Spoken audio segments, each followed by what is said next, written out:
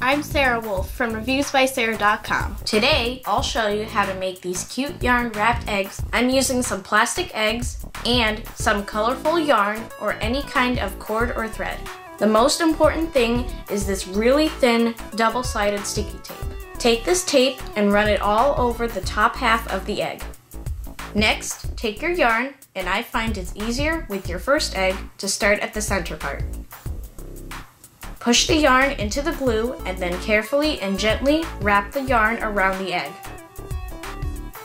Don't worry if it's not perfectly straight, you can always move the yarn around afterwards if you need to. Just keep wrapping.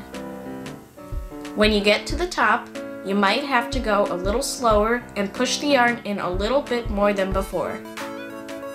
Then, just cut the yarn off at the top. Take the yarn end and start at the back of the egg and continue wrapping towards this other end. With your next egg, you could start at the top end and just wrap around in one piece until the bottom end. And here's my finished yarn wrapped egg.